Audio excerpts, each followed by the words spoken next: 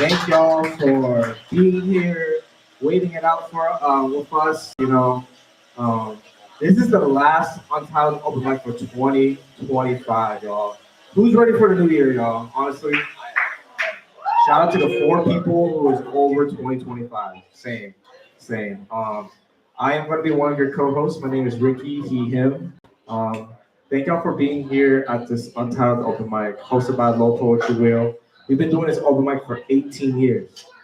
1-8. All right, that's a minute. That is a minute. Um, but we're really excited to bring a platform for folks here in our community to be able. Hi. Hi. Hi, Nikolai. Hi, I'm your other host for this evening, Nikolai. She, her, they, them. Woo. Give it up for Nikolai. What an entrance. What an entrance. So we've been doing this open mic every first and third Wednesday. That's twice a month. That's 24 open mics in a year. So y'all do the math. 18 times 24. We're poets. Don't ask us to do math. You're right. But you know it's a lot, all right? But what's really exciting is we gathered together to be able to tell stories, share poems, do music, share art, and just connect with each other in a beautiful, comfy space. Let's do another big shout out for our venue, Dragonfly Cafe. Make some noise for our homies there. Thank you. If you haven't, please grab some food, grab some drinks. They got some holiday cookies. Support the venue because they made today our home, and they're just sweet people. Nikolai, I saw you was chomping something earlier. I was chomping a couple of things. Always the avocado toast, not just because it matches my outfit.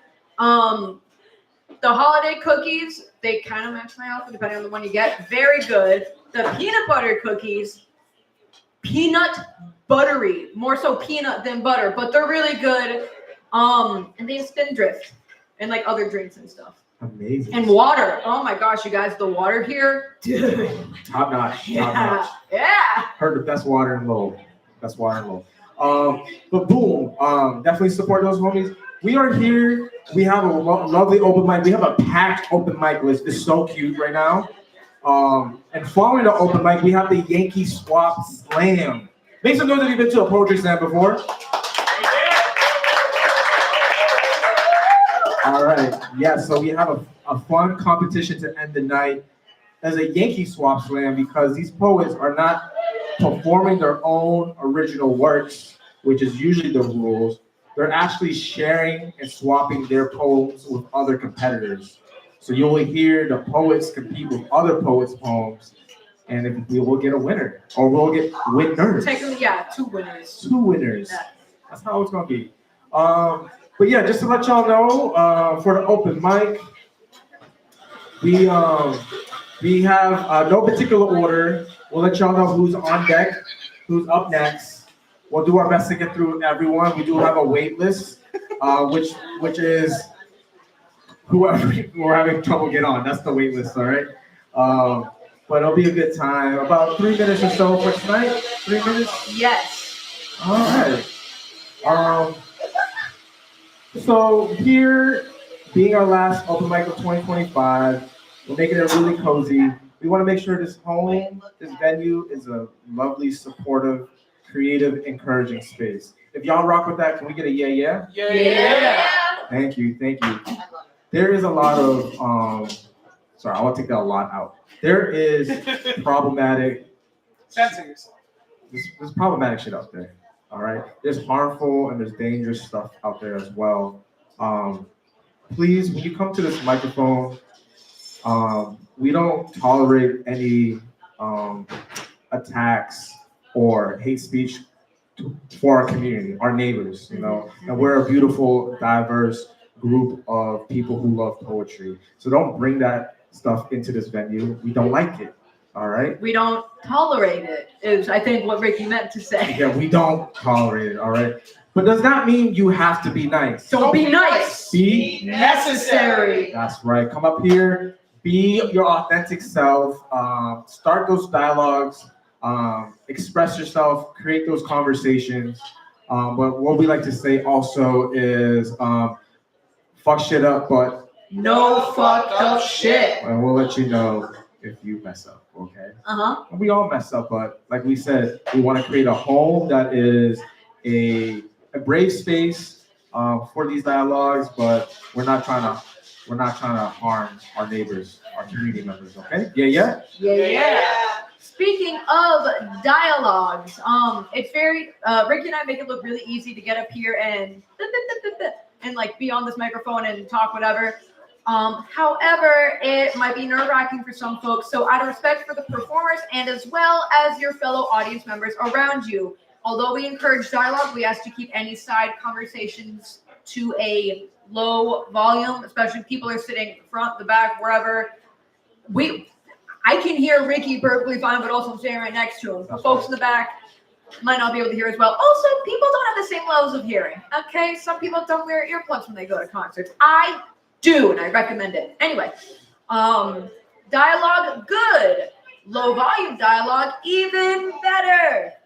But does that mean you have to be quiet throughout this entire event? We actually love y'all to be able There to are times to make noise, yes. make noise, actively listen. There's ways you can do that. If you hear something you like, can we get some snaps real quick? I don't know, I've been to a couple of poetry events. We like snaps. If you don't know how, just do it. It looks cute. All right. Maybe someone just finished performing. Can we clap for the homie? And maybe your soul felt like it's been being elevated. You feeling like inspired. Maybe a line. Can I get a Can I get a wow? Can I get a go win, poet? Go win, poet! All right, so there's ways for you to respond. We like that. We like that. We definitely have some other call responses as well. Uh-huh. So, for example, if you're sharing something brand new on this open mic, we have something called new shit. New shit. If you got something that's kind of like, you Dusty, crusty. me blowing dust away. We got old shit. Oh, shit. And then we have all the shit in between. In between shit. Amazing. Thank y'all so much. Nikolai, myself, all the hosts. If it's your first time on this open mic, let us know. We want to celebrate y'all. Especially me. Yeah. Especially let me know. If it's your first or your second time. If it's your third time, we love you, but you don't have to let us know. You'll see why. Yeah, so we're here about having fun, uplifting narratives that we really rock with. That's important to hear.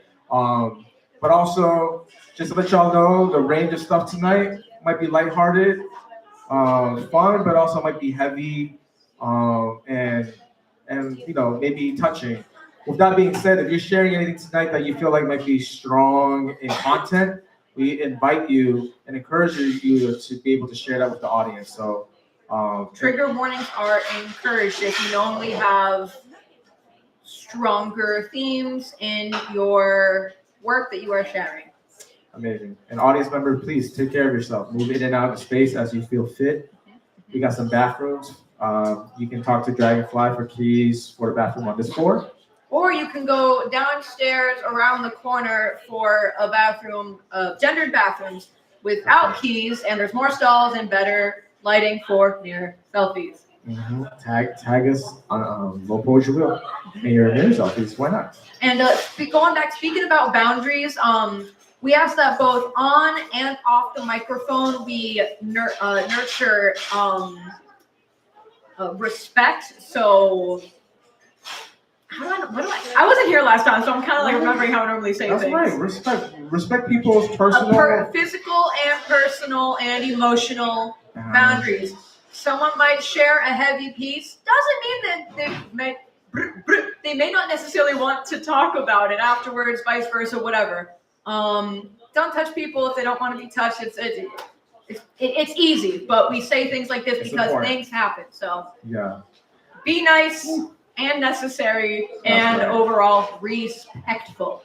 All right. I know we've been sharing a lot. We like to take some videos of the performances, sometimes some photos. Let us know. And it's being live streamed. Is it stream Yeah, that's running? right. That's right. Is the stream running? Yeah, that's correct. We got it to work? Okay. Yeah, I think so. Hi, live stream. Hi, Rico, who is not here right now. Hi, friends who aren't here. With that being said, I think we're done doing this intro. I feel like we need y'all to give us some more energy. Let's do a practice round of energy giving. We're breaking the ice on the stage. Smashing ice. Let's clap it up. On deck being uh, Evolution on deck. Let's bring it up and make some noise for our lovely co-host Nikolai, y'all. Hi everyone, I'm still here. Alrighty.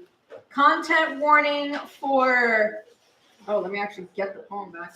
Content warning for body image, eating or lack of eating type stuff.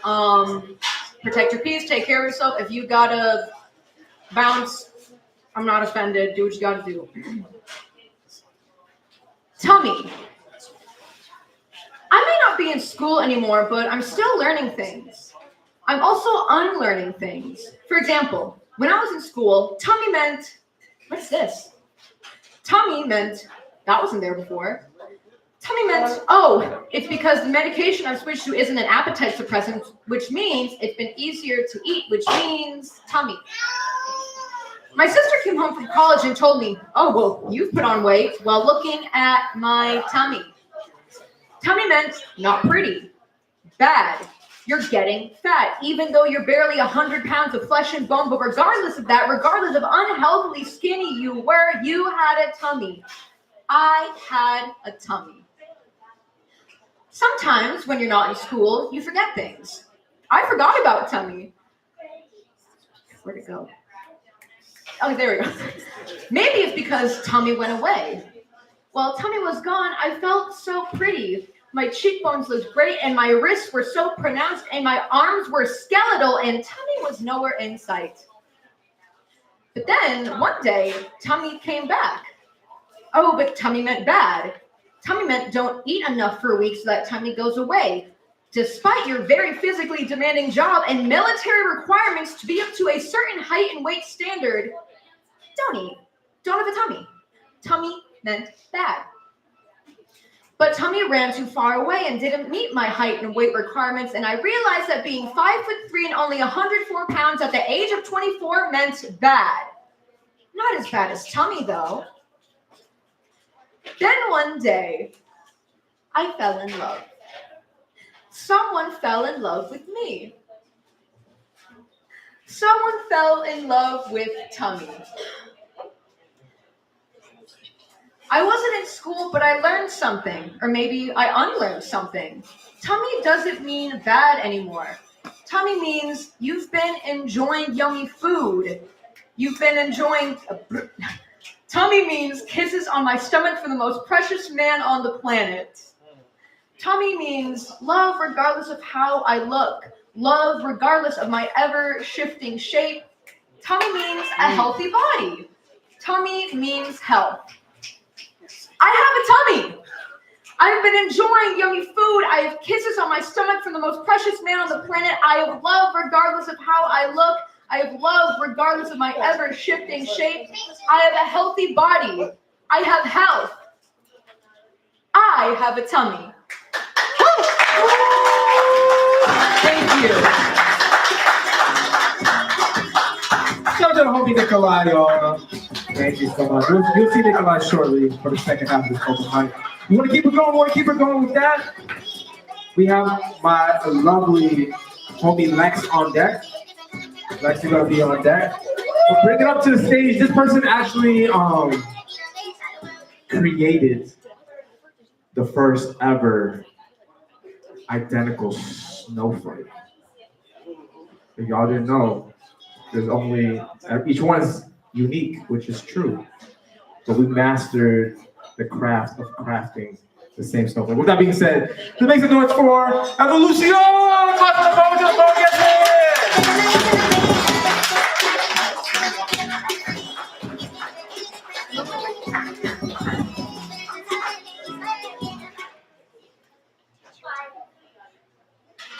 I've been practicing this one, so hopefully it's successful.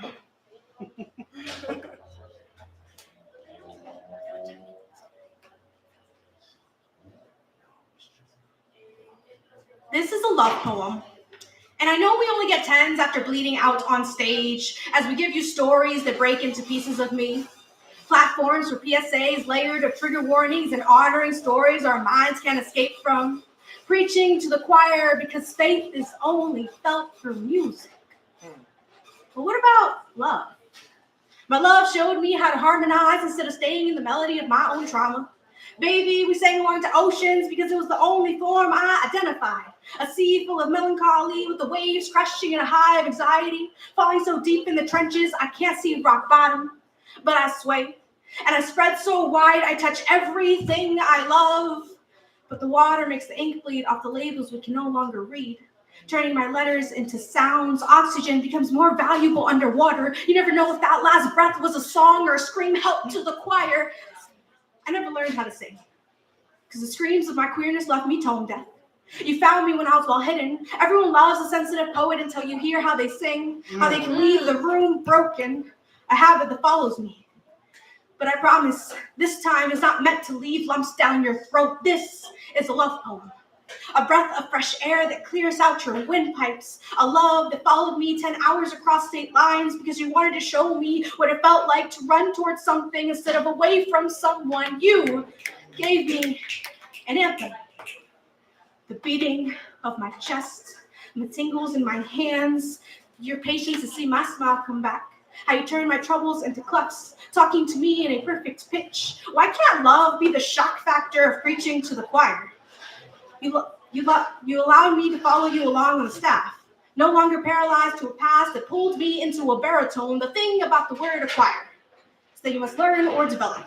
You must be willing to learn and layered meaning. The songs you sent touched me underneath the skin, shortening our distance, but when I wanted to sing back, I couldn't sight read enough to get to that bridge you built. I thought I was tone deaf again, until I started to learn about colors, and all the notes stopped looking like ocean blue. I started to hear music. I heard the choir when I stopped preaching to it. Ooh, I started to see a world of colors, all singing the same song, just in different tones, because a broken poet forgets it hurts, comes from having too much love. Baby, I started this as a love poem, but this is only a sonata, as I'm learning to orchestrate love into my whole symphony. Woo! Woo!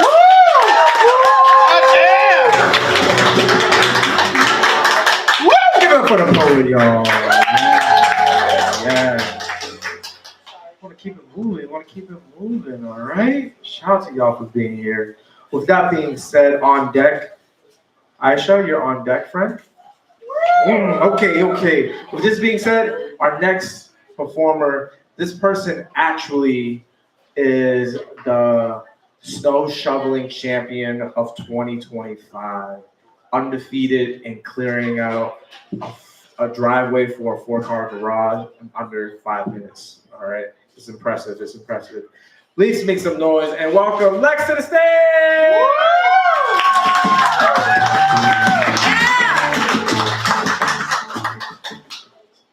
Life's just beautiful. Sometimes I sit and think about how crazy it is. Not in a bad way, just how much we go through. And somehow we're still here, still breathing, still trying to find reasons to smile. It's weird. You go through days where everything feels heavy, where nothing goes right. You start wondering what the point even is. But then out of nowhere, something small happens. Someone makes you laugh, the sky looks kind of nice, or a song just hits different. And for a second, you forget about everything else. That's the part that gets me. How even when life's rough, it still finds a way to show something good. It's not the big moments, it's the small stuff, like hearing a favorite song, seeing someone you just care about, just smiling, or just sitting in peace for once. Yeah, life's messy, you lose people, you get hurt, you make mistakes, you beat yourself up over them, but you also learn, you grow. You start to understand that maybe things don't have to be perfect to be worth it. And when you really stop and think about it, like really think, that's kind of amazing where we start to feel all these things, the good, the bad, the in-between, what we get to live. Life's not easy, but it's beautiful. Not because it's perfect, not because it's real, because you're here, still going, still trying to find reasons to keep choosing it. And honestly, that's beautiful as hell. Woo!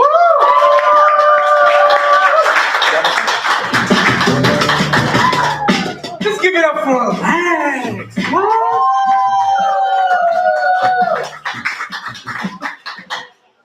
Friendship.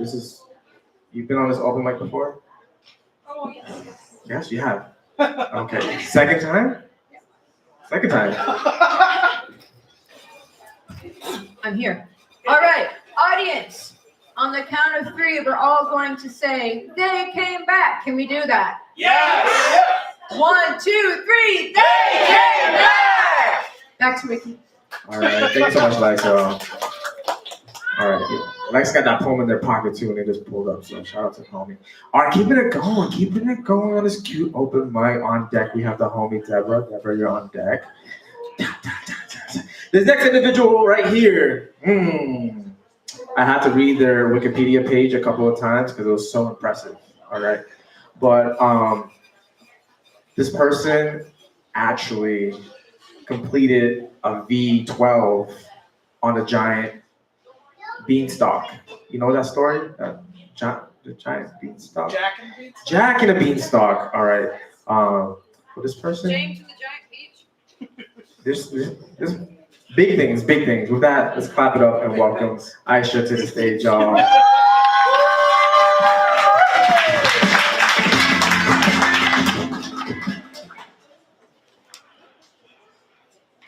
My mom's anger fuels my drive. It feeds my anxiety, my hurt. While she belittles me for not being enough, I feel her words like a fresh meal in my stomach, heavy and filling. When I get upset and look in the mirror, I don't see me, but I see my mother, and her mother before that. I see a cycle of anger that goes from one generation to the next. I see the reflection of my mother's anger that keeps her in a cage that she cannot escape from. I realize that the cage she lives in is built from her own mother's anger, shaped by wounds that were handed down like heirlooms no one asked for, the way fire forces metals to bend, shaping me into something I never asked to be. Her voice trails through the quiet like unwelcome footsteps, each one naming something that I'm not. Swallowed too fast, too hard, her anger a storm that spins out of control because she never learned how to calm it. And her mother before that, an inheritance of hurt enfolded into soft hands, teaching daughters to swallow pain like intuition. A soft melody repeating itself loud enough for history to hear. I see the reflection of my mother's anger that keeps her in a cage that she cannot escape from. Bars built from everything she never healed, closed doors she was never given the keys to. And sometimes I'm scared she's building the same cage for me.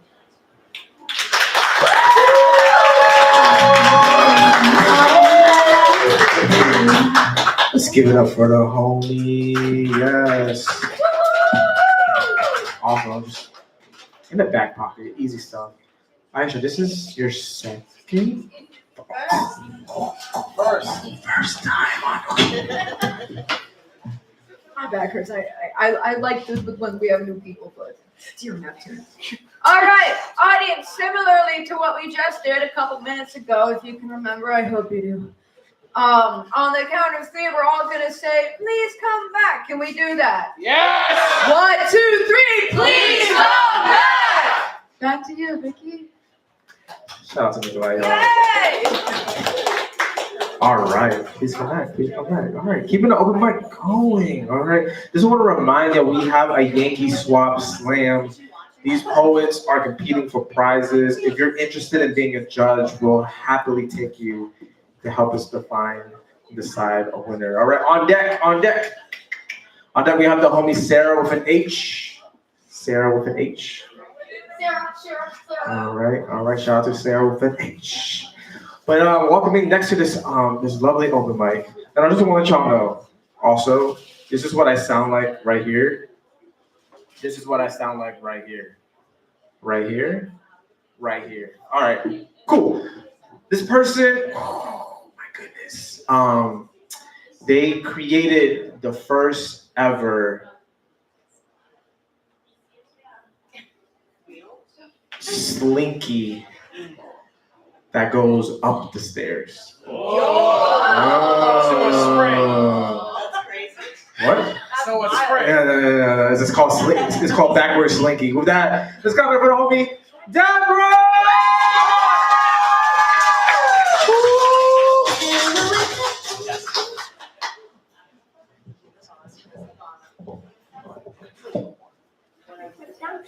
So twist the bottom all the way.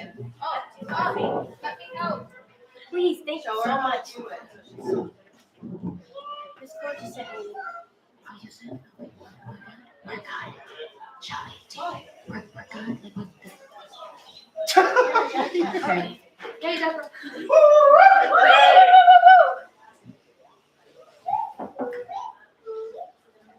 My mother's grief is woven into my silence.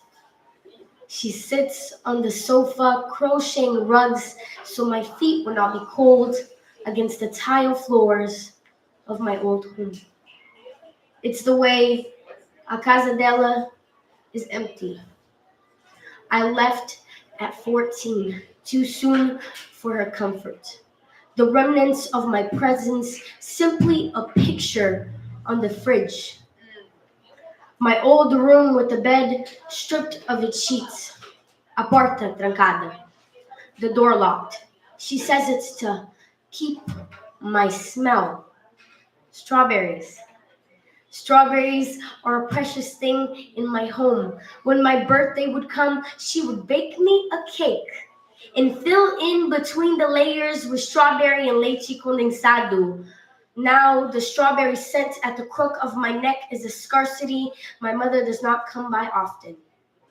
When she realizes I am not coming home, she puts my mattress up and transforms it into her prayer room, fills the walls with pictures of me and my sister, handwritten devotionals where she lets herself fall apart. I'd like to say it's a way of surrounding herself with me. On her knees, she asks for something bigger than herself for her daughter. Her prayers are not answered. That year, I do not go home. Instead, I spend every month writing her letters, meticulously writing down the most minuscule of details about my days in hopes that she would come back to me. I am not a religious person, yet I confuse my mother with God because there is no other word than holy to describe a mother's love for her child, yarn-soaked in devotion as if woven with her hook, interlacing every wish into a new life in America. So she knits me a blanket to keep me warm when she can't, enrolls me in a school she wished she could attend, prays for a life we both deserved, even if it meant missing every slam, every birthday, every Christmas, every milestone. Instead, she is present in my life through framed accomplishments. My mother's grief is woven into my silence. Every step I take, I carry her with me, because there's not much to do but to keep moving when your faith is blind.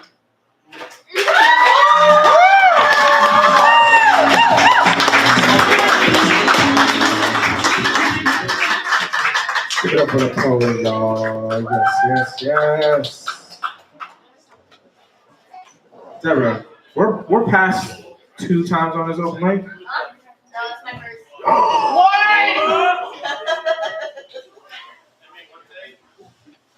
Audience, do we know what to do? Yeah. First time. Okay, well, you're always here. Rest of the audience, do we know what to do? Yes. 1, 2, 3, please come come back. You too, Ricky, get up here.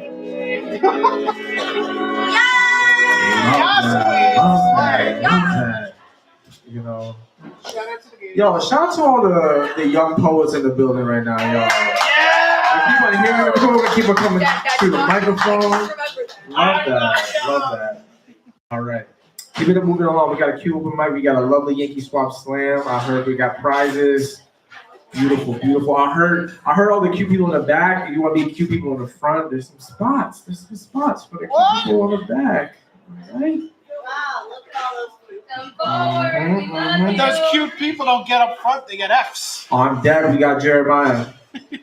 You're on deck, friend. You're on deck. But I'm really excited about this next homie, this person. Whew. They're actually a professional gift rapper. Oh. Yeah.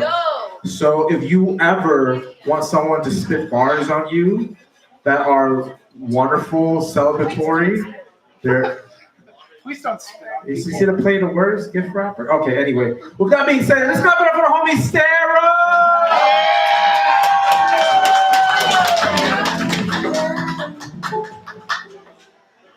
So this poem is for Jomar. Jomar, we love you.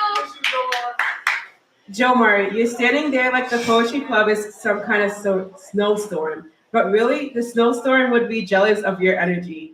Your poems hotter than cinnamon rolls straight out from the oven. Your laugh louder than Santa on a sugar rush. We get it. Hesitation is your thing. But the room is sitting here like an empty stocking and sad, missing its main gift, you. So, Jomar, if you're listening, we hope you come back as a cyborg after your surgery and spread more holiday chaos than a reindeer on espresso. Because the human version took too long to show up. This club isn't Christmas without you.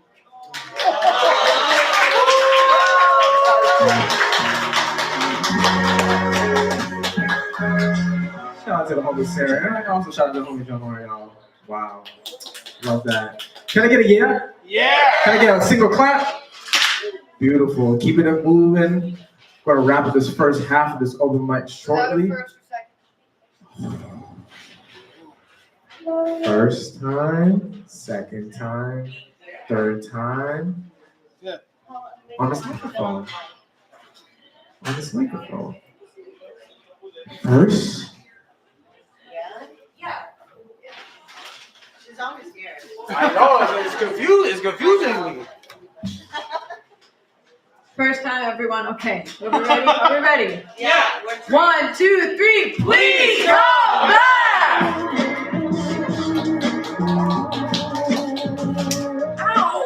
There you go. We love first time. We love second time, third time. You get a punch card. You get a punch card after third time. All right. With that, moving through this lovely list. No order. All right. Just all chaos. On deck. Marion, you're on deck, friend. You're on deck. Beautiful, beautiful. Up next, welcoming to the stage. This person got here right on time, but only through the help of, the homie that does the shoot. What is that? Yes, Spider-Man. This person is not Spider-Man, but all I gotta say is there was a lot of webs when the homie pulled up. With that, clap it up for the homie Jeremy!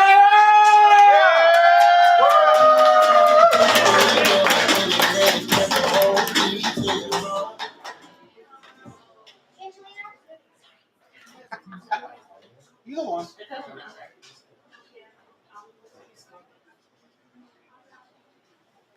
Okay, so I had just written this one like not too long ago. He gave me the idea of it. So it's a list poem. New shit.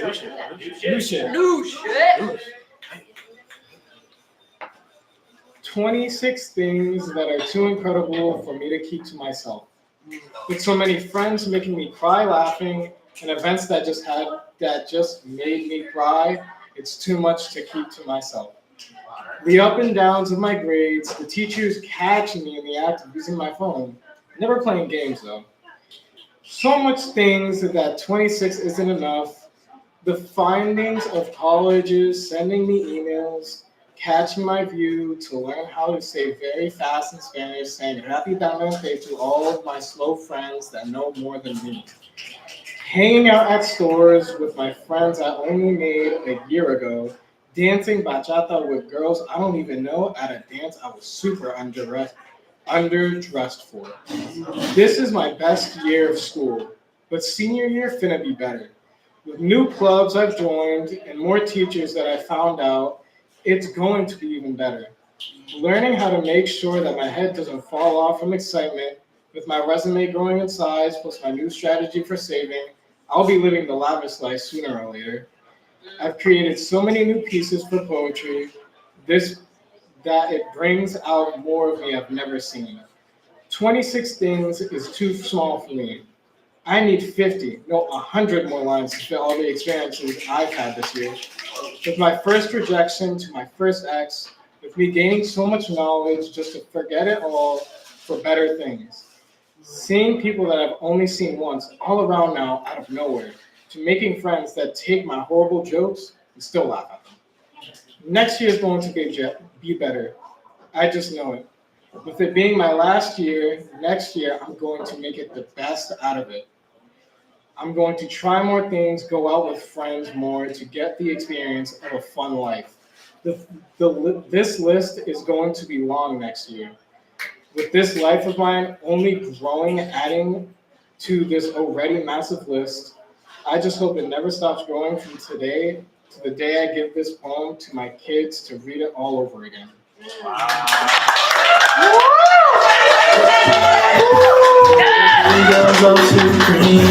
Let's give it up for the poet. Is that your first time?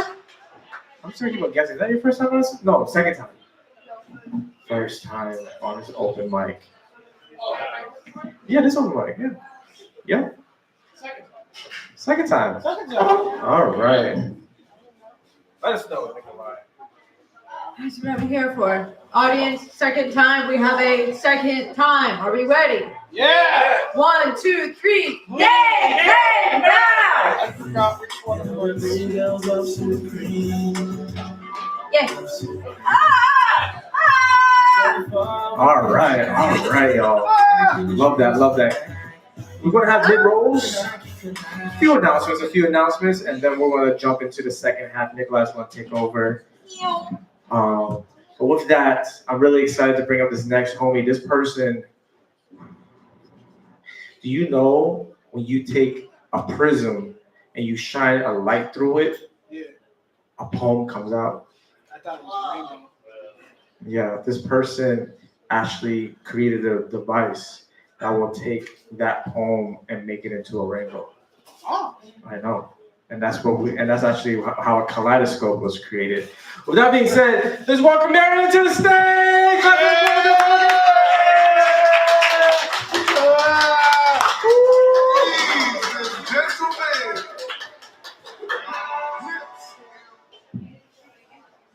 All right. A letter I never sent.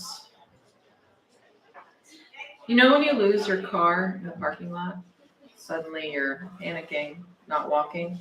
Suddenly everything is wrong. Now imagine you never find it. There's only that terror, that knowing of nothing except that nothing is how it should be, how it was a minute or a lifetime ago. That's how it is to wake up every day and remember what you did.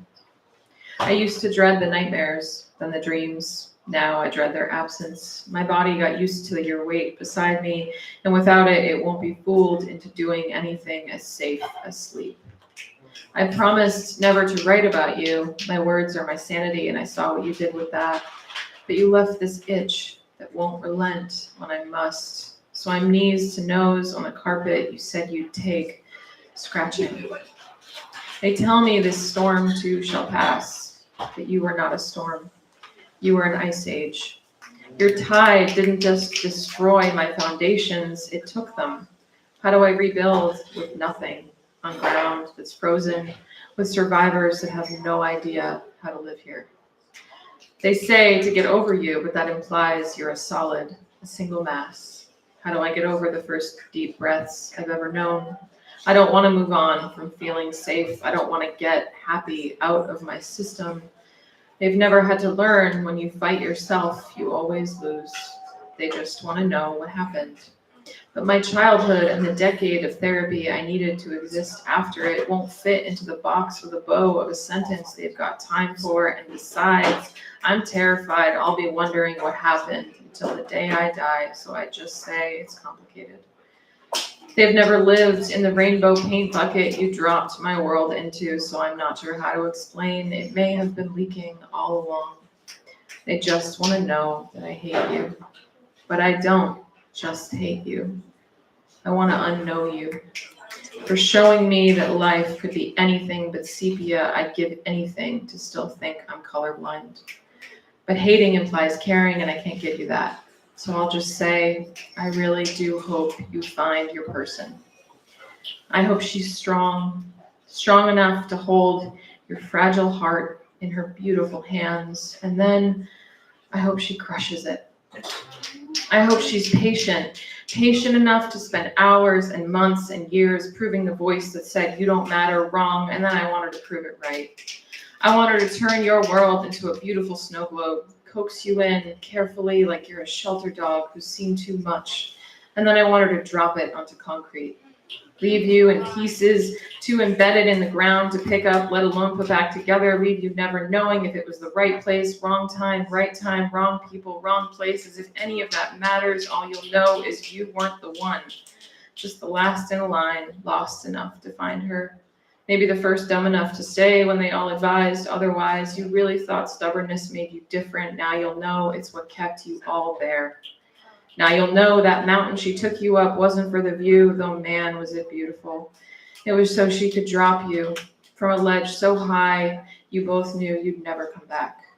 It was so she could vanish before you could remind her about the years she spent promising she'd never do that. But you still have legs, they'll all say. Just walk it off.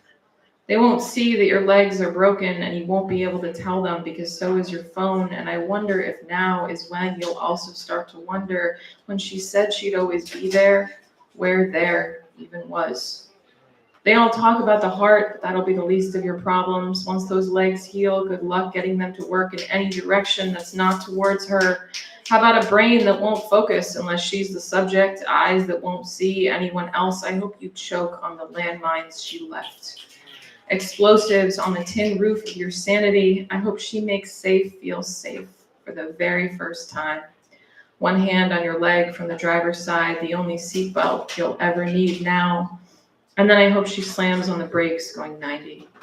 I hope she asks as you're bleeding out on the concrete if you always make such a mess. I hope later she mails your stuff, fragments of enough moments to have convinced you for one long second that they didn't have to end. I'd be happy to lend her the Shaw's bag you used. It still smells like the bread it should only ever have been home to. I hope her voice is soothing, so soothing that when she says she'll only drag you down, you'll hear just that she'll make sinking not feel like drowning. But let's be honest, I'd still ditch life jackets for that stupid sundress you loved. Land without you isn't worth swimming for. They say you learn something from every relationship, but you never called what you had that, so I guess it's a bonus that you taught me what a difference that difference should have made. They all talk about the moment you'll know when you've met the one, and I hope you have that. I hope it comes in the middle of her perfect rhymes and at the end of your rope. The same noose you'll let her use to hang your piece. She'll insist this is how love feels as she soothes and softens and tightens it. But I'll know you're made for each other the moment she kicks that box from under your feet.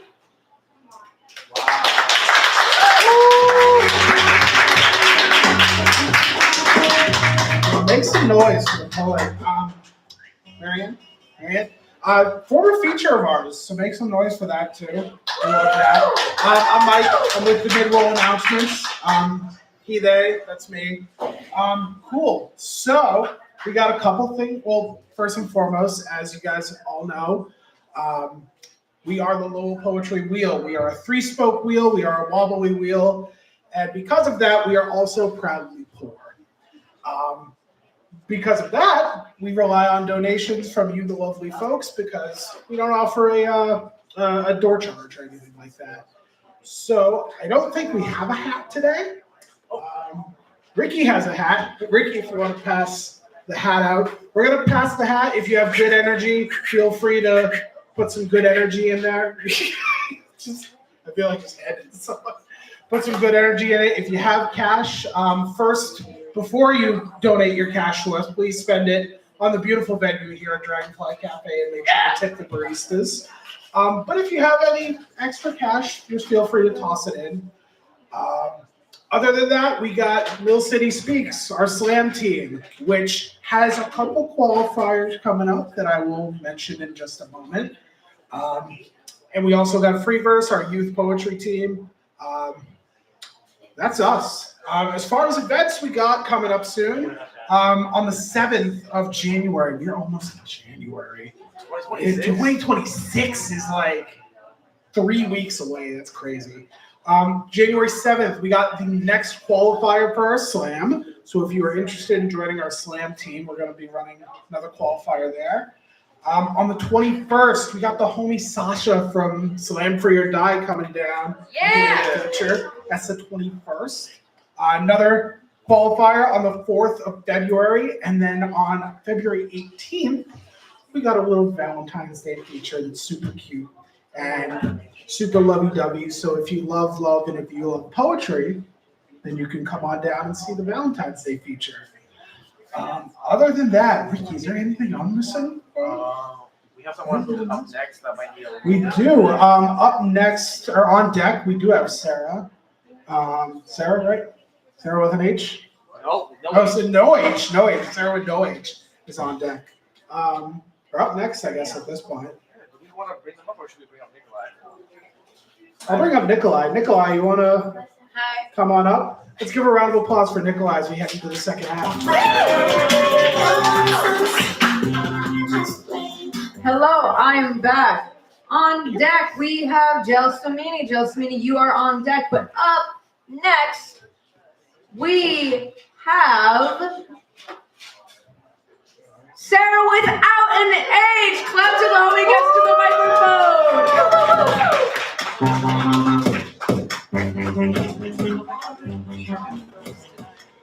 Wow, thank you so much. I'm Sarah without an H. Yeah. I acknowledge my festive attire. There's a reason. I'm going to read you 2 guzzles I'm going to send into the world soon. Awesome. They're guzzles. This one's for anyone who's done a lot of school. It's called Master of Fine Farts. I'm in the mirror's frame. In my hand, Jhumpa Lahiri's The Namesake. My naked wish. My naked wrist awash with light. The glass is Jhumpa Lahiri's The Namesake. I see the fall when I return to Delhi, or my body gets on a plane. I don't look at the diplomat's cat next to me. I read from Jhumpa Lahiri's The Namesake. I see the spring when a teacher assigned a passage to India to just me. When I hear the cave echo the void, I return to Jhumpa Lahiri's The Namesake. This is seeing how I was seen, under a feeling a staticky home movie plays. A reflection on the illusion of identity. I make notes in the margin of The Namesake. Unhappiness becomes a custom. I was born a wild American girl. Sister, I don't care about your Ivy hot takes. I betray no one rereading The Namesake. Sister doesn't remember life without internet. A pale fingertip ejects a DVD. Distributed in mass in booksmith bins, bargain piles of The Namesake. The pioneer is dead by analysis. A fruit I dare not name again. Sister loved me not for my bookshelf. We meet in a cafe in Srinagar. We're gossiping about our namesakes. At a student mixer in the Midwest, we're asking, can authority be an heirloom? A bikini on a wheel, an elite college, an avenue renamed most horrid of the namesakes, Lahiriism. I step away from the mirror and leave pinks and oranges in the iron frame. As twilight begins to wake, sister, I am not embarrassed. I like Jhumpa Lahiri's The Namesake.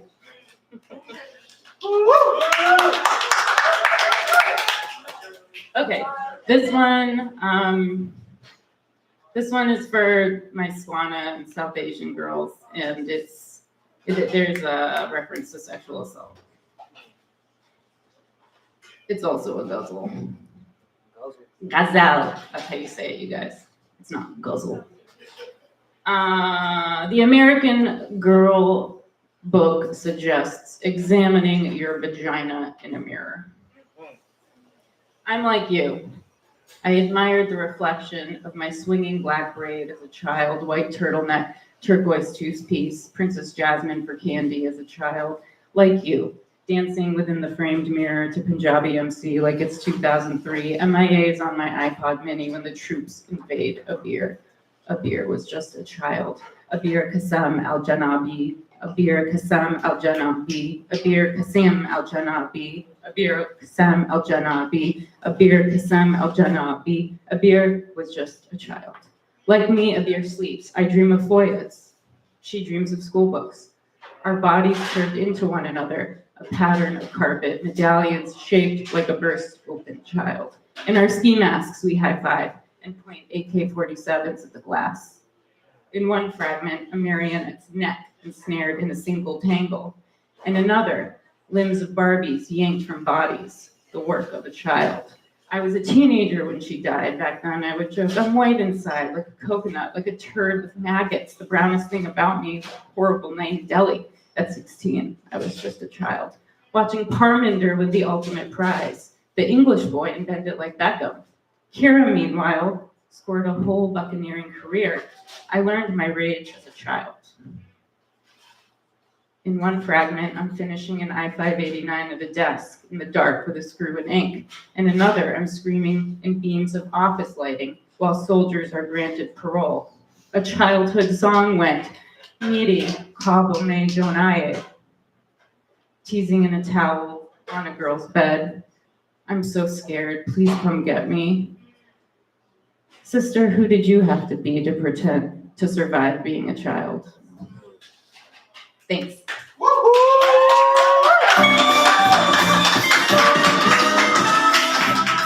right. I have been informed this was your first time on the Untitled. All right, guys, you know what this means. 1, 2, 3, please come back. Hell yeah. All right, moving swiftly along. On deck we have Shelby. That's me. That's you. You're on deck.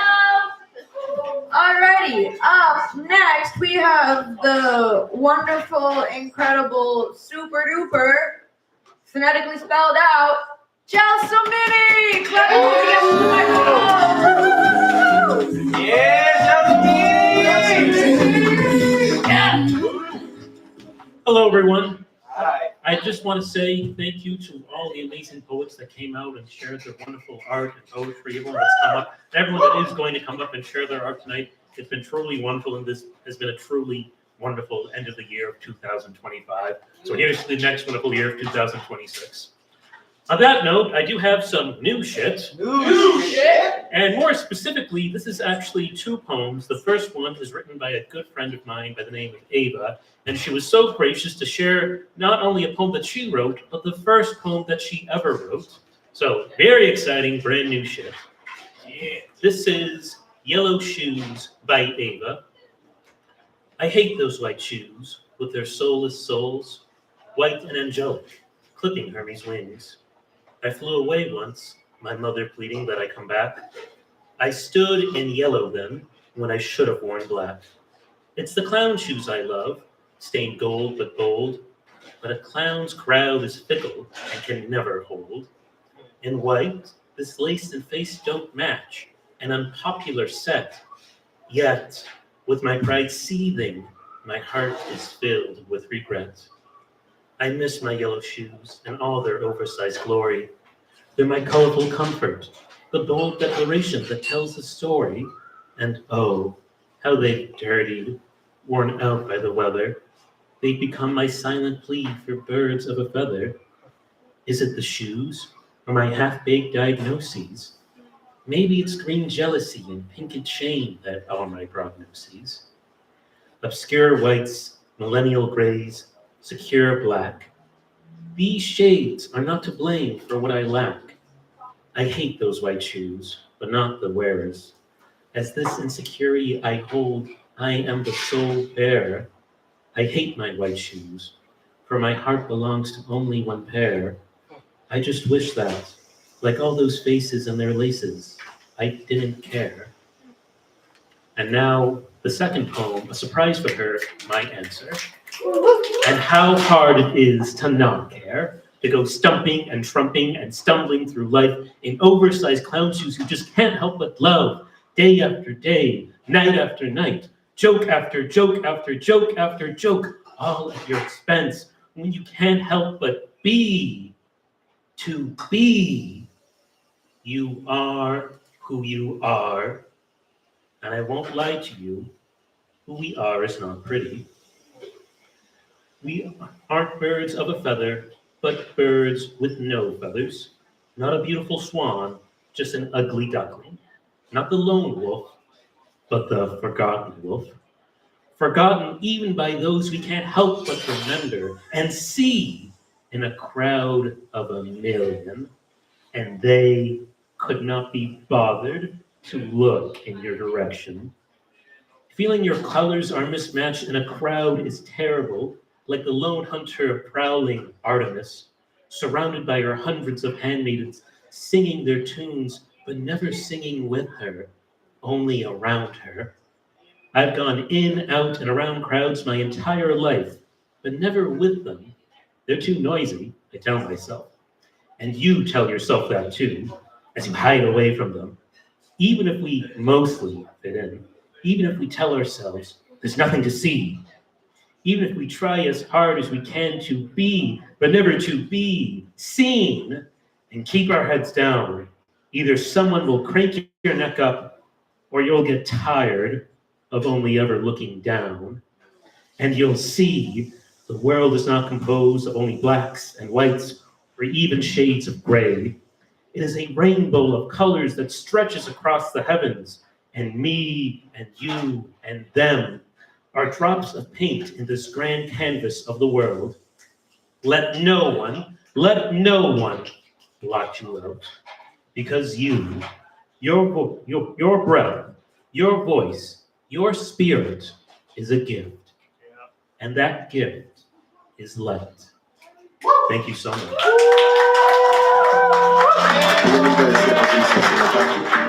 Alright, make some noise for Gelsomini and what was the friend's name? Ava. Ava and Ava!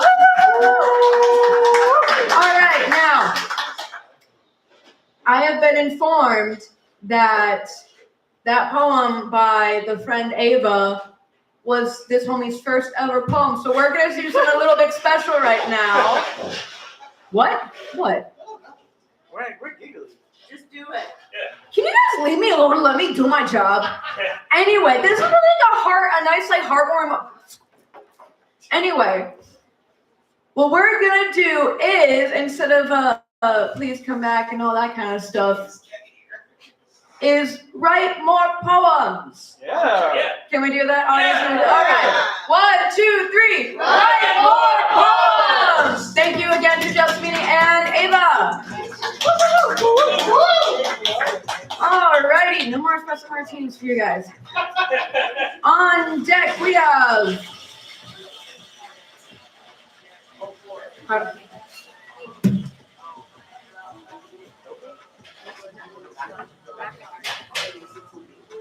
I apologize if I mispronounce this. Nakan? Okay, we're good. Okay, we're good. On deck we have Nakan. I'm sorry. Up next we have the wonderful, the incredible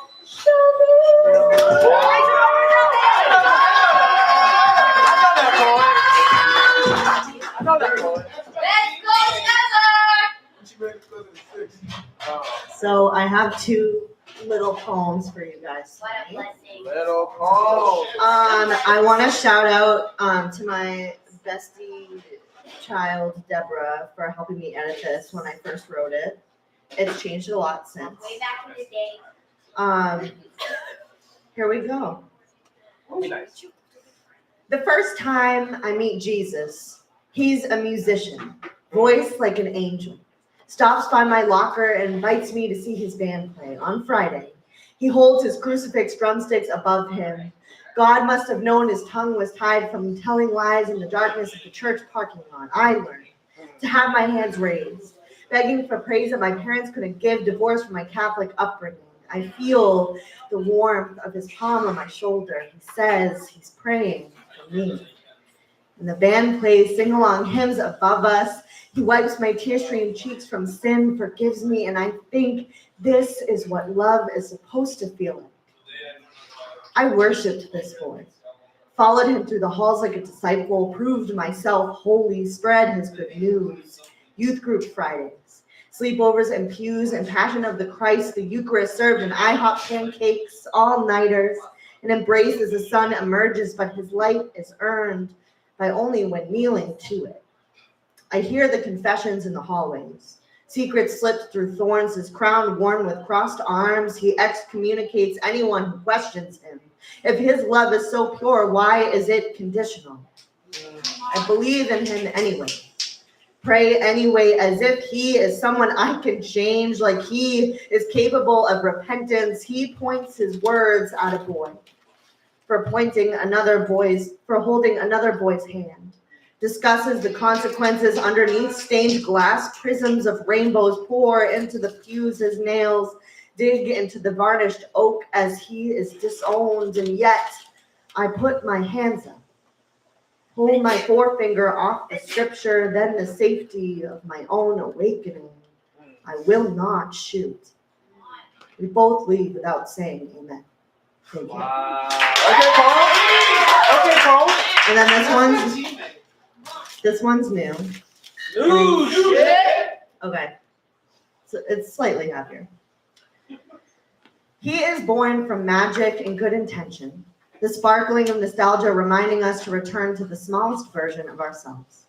The warmth and a down puffer coat with the mismatched mittens mother found at the bottom of the coat closet. Our noses rosy and cold, we zip our coats and allow ourselves to embrace as cold as a family. For frost isn't always a sign of forthcoming freeze. It can be beautiful when you hold it in your hand. Watch a moment sparkle before it melts away. The littlest things are the most fragile, not meant to last forever, yet we still build a snowman. When the good snow falls, pack it into a ball rolled over the grass we roll down in the summer, the grass embedded into a body for a belly. Laughs until your eyes tear up and your nose runs, smooth the stomach with father's snow brush. And I don't worry about how round I look in this oversized jacket. Children are just children.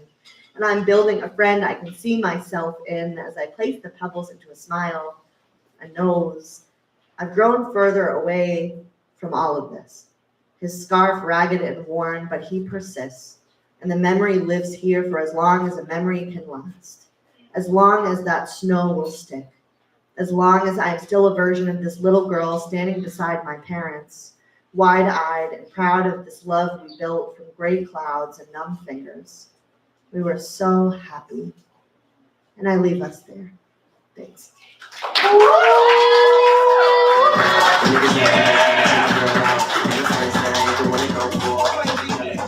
Alrighty, give it up for Mike's teammate. She's more than just my teammate. She's Thank you, Shell. Let's do this one instead. Give it up for Shell. That's so loud. Give it up for Shelby. All right. On deck we have Brody. Brody, you are on. Brady. It's dark in here. Sorry. Hold on, let me just. Okay, there we go. Yeah, lights. For Brady, excuse me. All right. Let him throw the first stone. Whatever, not to get biblical. Alrighty. So on deck we have Brady. Yes. Been waiting for this. Sorry. Yeah. What did you just say? Nothing. Good. Keep it that way. Up next we have the wonderful, the incredible. Letters are hard, you guys. Make some noise for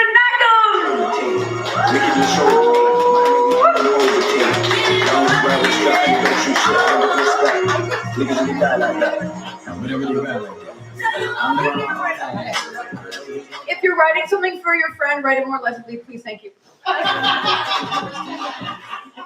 Hey everyone. So because this is my first time, I had to double check with my friend and ask if, I had to give a trigger warning for feelings, and I was informed that was basically implied. So here we go. Yeah. So this one's called R&R. There are many currencies by which one could measure a satisfied mind, but the conversion rate is exponential. Whether measured in dollars, personality, or social wherewithal, sooner or later the microcosmic fractals of sense are sacrificed at an altar of I'm fine. Because I'm frustrated by an intellectually dishonest monologue, which lays the brickwork of deception and emotional self-manipulation, and it culminates in the breakdown of everything held dear for 6 goddamn years. With a brain of unimaginable complexity, yet built on zeros and ones, surely there exists some synergy of disparate slices to generate some harmonious coalescence of silence. Unfortunately, the result is a vortex of indecision and contempt, threatening to methodically tear down the home built hoping for recovery. The open wounds and shattered bones give way to rended scar tissue and calcified limbs. It all paralyzes action and any semblance of stability, yet the path exists. A pill, a drink, or a bang. It's often something dormant and mocking behind kind eyes. Today, let's try again tomorrow became painful to speak aloud. Looking in or looking out, I'm not sure where I'm going, but maybe I'll try this one more time.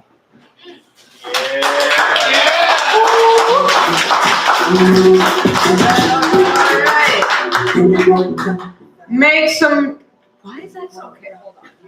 I'm used to using this one. This one's a lot quieter. Make some noise for the homie. And it was first time. Audience, 1, 2, 3, please come back. All right.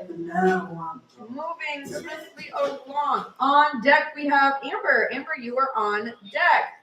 Up next we have the one, the only, not Brody. Make some noise for Brady.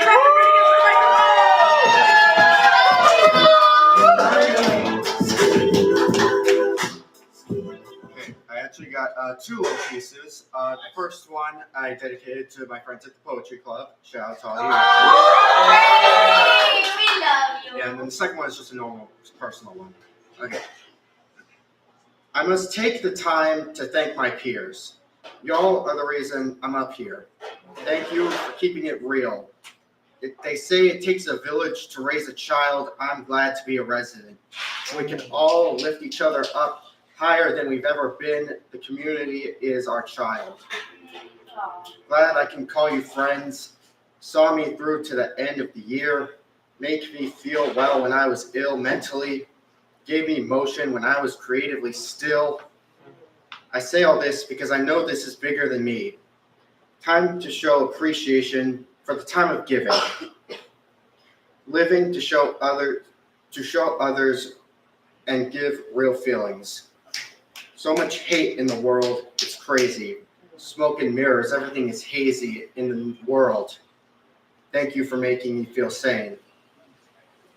Against the snakes and fakes running amok amongst the grass, I give thanks for putting me at the top.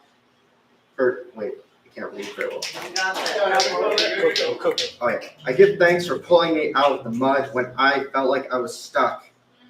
All I can think about is how I'm gonna miss you when I'm gone. But they say the heart grows fonder when you're apart. Regardless, I'll make sure to make room for you in my heart. Thank you. All right, Brady. And then this is just a normal one. Normal shit. Oh, about me. Okay. I'm cold and alone. Have no home. Have to build one myself. Help protect from the rain and snow pouring down. I work. I work every day gathering wood to build a cabin. Have been progressing well, but the project is taking its toll. I'm cold, tired, and alone. Near the end of the building process, I made a friend. Saw what I was doing and wanted to share a place to live. Asked to stay because she knew I cared enough to let her. So beautiful, all I could do was stare, find her eyes and stare. I'm tired. Keeping this place up is difficult. The maintenance is too much, but with her, I can maybe make it work. Then we had it good for the moment. Decided to take a break and enjoy it. I'm content, but it doesn't last. Cracks in the window let in chilling winds. The door was creaking from being overused. The floor was caving in on itself. It was all falling apart. It was all starting to end. She left for her own safety because she could see what was going on inside. Suddenly, her friend's place wasn't safe to reside. I'm cold and alone. What went wrong? I put too much care in this for this to be my fault. Maybe it was her. The moment she felt it, she left it. When she helped me build it, she had left it. Am I wrong? Is this just a delusion in order to create my own solution to the problem I created? I'm cold, alone, and confused. Have to rebuild the foundation, but it's a lot. Someone came by offering to help, but I thought I learned my lesson, so I declined, because in order to put things right with myself, I had to do it myself. I needed to work by myself for a couple days. I'm cold and alone. Second time around, it feels monotonous. What's the use of building a home if there's no one to share it with? Ignore it and continue with my goal of the moment, not concerned with relationships. Checked every corner and inspected the cabin for cracks, but they weren't there. Accounted for every scenario, for each and every direction my life could take in this cabin. I take a step back and look at what I've done. Take a seat and rest for the house of one. I'm alone.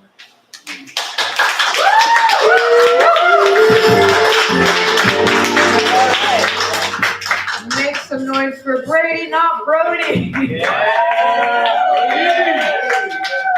Was this your first or second time?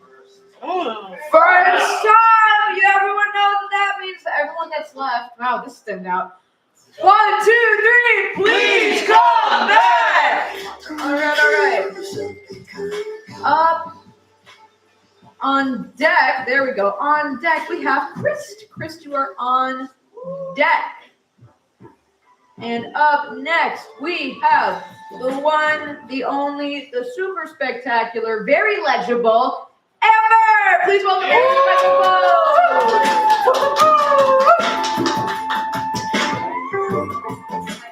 Oh my God. I don't like having to make a decision about which mic right now. It's messing me up.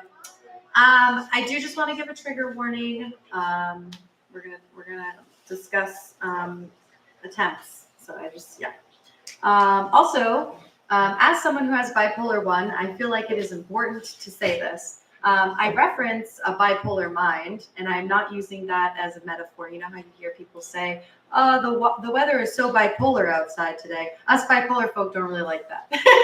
Just so you know. All right. So I wanted to make sure you knew I wasn't doing that. My therapist slides a list of places I could go towards me from across the table.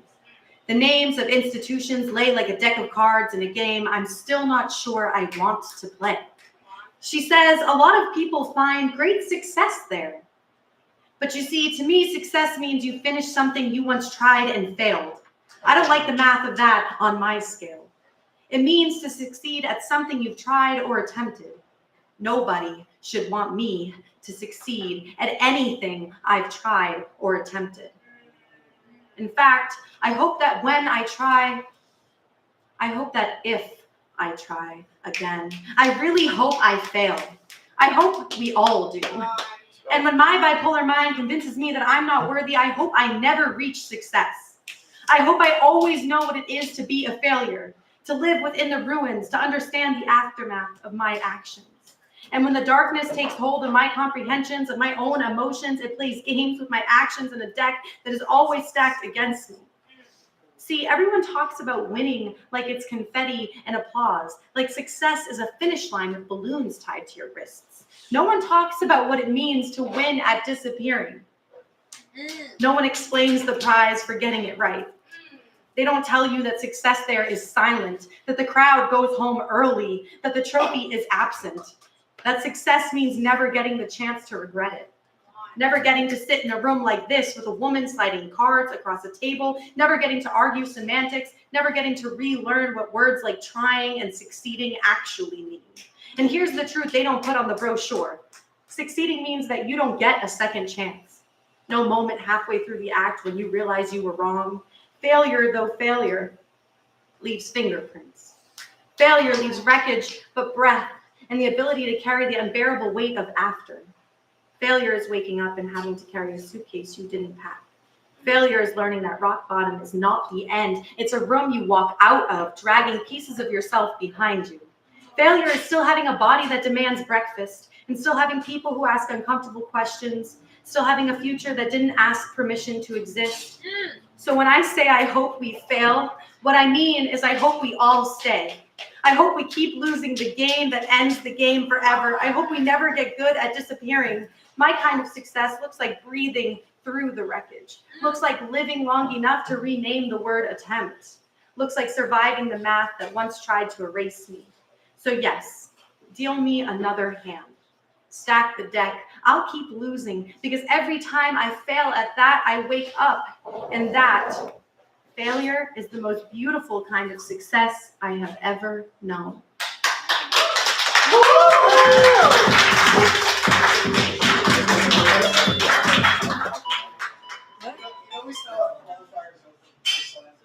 What?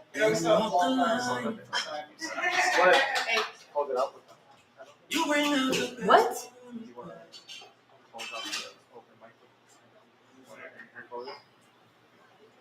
Sorry. Make some noise for Amber, everyone! We think was like, I don't know. Was this your first time? I think it's my third or fourth Thanksgiving. Okay, I asked because I don't know, Mike.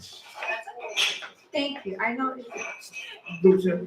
Anyway, alrighty, up next, and to wrap up tonight's open mic, I can't believe we're already at the final poet on the open mic. We have the one, the only, Chris. Please come to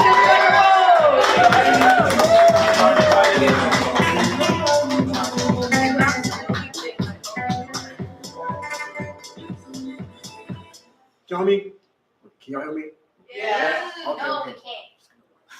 Watch your back there, bro. Okay. So every time I come here, I play a little game with y'all.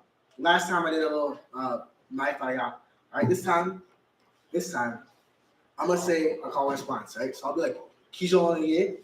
Y'all will say, me bien, right? Kijon ye.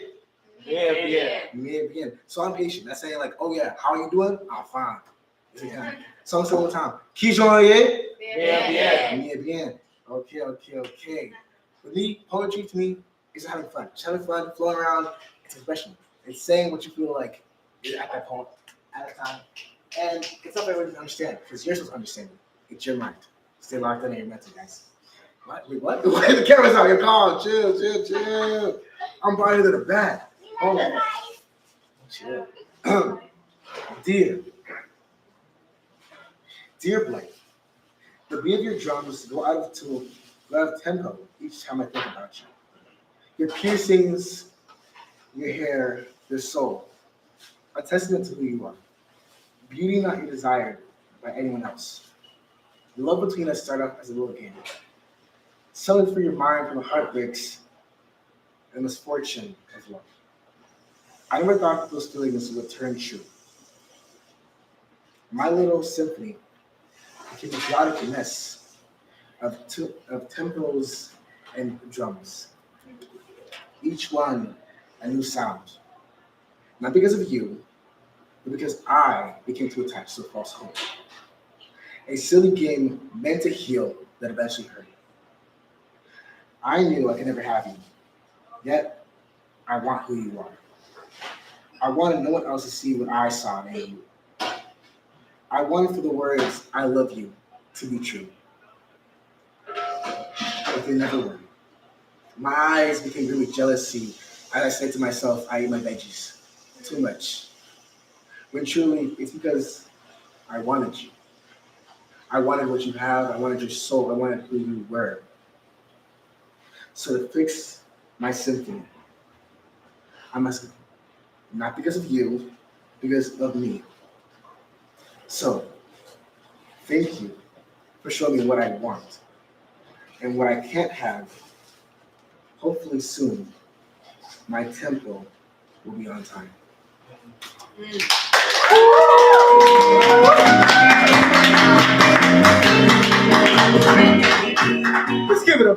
right, Chris. Chris, this is your second time on the show. All right. Oh. 1, 2, 3, they came back. All right, y'all. We're at the point of this evening while we're going to get into festivities. All right. Do y'all, you know how many letters are in cozy? 4. Exactly. Which is less than 5. All right. That means the cozy can fit in your hand easily. With that being said, I invite y'all to help make this as cozy as possible. We got a couple spots in the front. We got the cozy seats right there. Let's make it a little bit more intimate and cozy, all right? We want to end the night with a cozy vibe. If you can't smell your neighbor, we ain't doing it right, okay? That's an invitation. I can smell you. I have fragrance and someone thinks their neighbor needs it. I want this little cute dupe mushroom orange lamp to caress your cheek.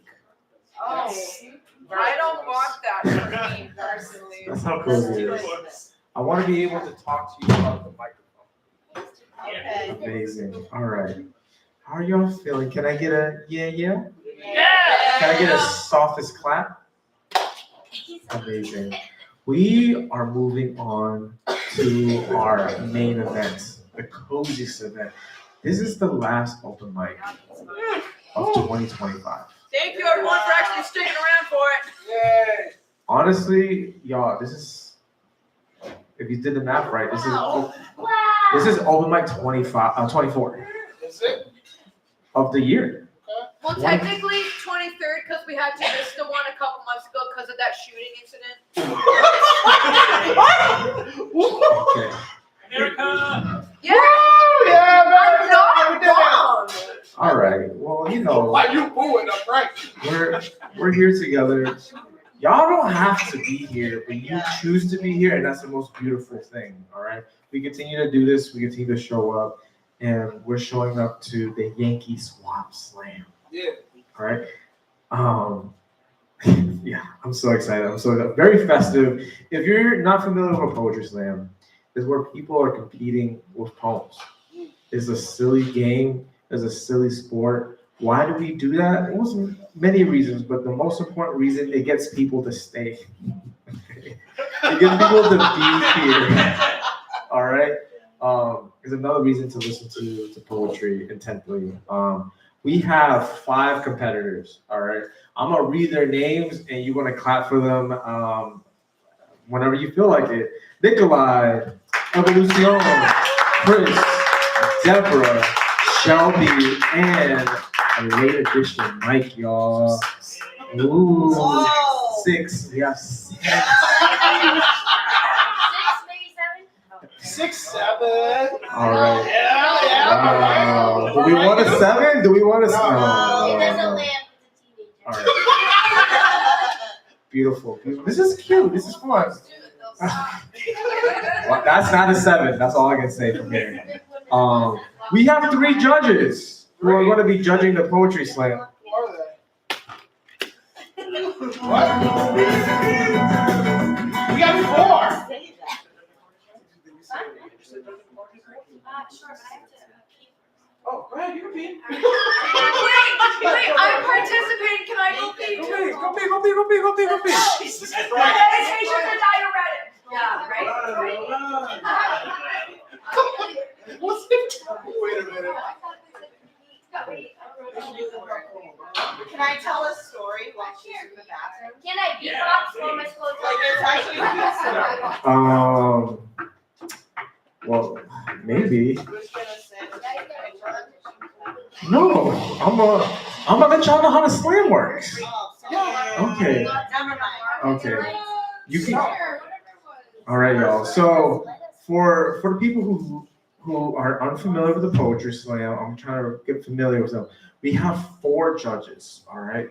Damn, that means I got to do math. We didn't think this far. All right. It's just math. Oh, I can't add. Brother, you got a calculator. All right, easy. I'm gonna host and add. All right, we're gonna do all that. We have lovely judges.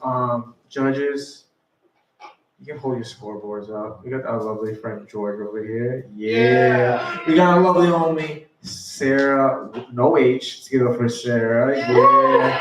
We got Josephine over here. And then we have Amber. All right. Beautiful. Judges. It's very simple. This is Olympic style. 0 is the worst shit you've ever heard in your life. You would actually impale your eardrums with that dry erase marker. That's how bad 0 is. You won't hear 0 tonight because people are showing up. All right. It takes a lot to be here. So no zeros. On the opposite end, you have a 10. 10 is you want to shove that dry erase marker in your ears so you can write that poem in your memory forever. Okay. Interesting, right? You like how I did that? I used the same thing but different? Okay. But there's a lot of numbers in between, judges, okay? So I encourage you to use a number after the decimal place. So that's like a 7.5, an 8.8, and a 9.9, okay? So y'all know? Yeah, 6.7 you said? Okay, all right, great. I just want y'all to know that half the audience here are competing, okay? So we're gonna have fun. With you, just trust yourself. That's the most important thing. Just be unbiased. Find your rubric and hold true to that. All right. Don't listen to me. I want to talk to the audience. All right. Yeah. You see, Amber is peeing right now. All right. Amber don't know what's going on. I'm talking smack about Amber, and Amber can't even defend himself. I'm so sorry. But what I'm saying is, the judges, y'all know poetry. All right. So if you hear something you like, how do you respond? Yeah. All right. If you hear a score that you don't like, how do you respond? Listen to the phone. Listen to the poem. Yeah. All right. Y'all are really about this, okay?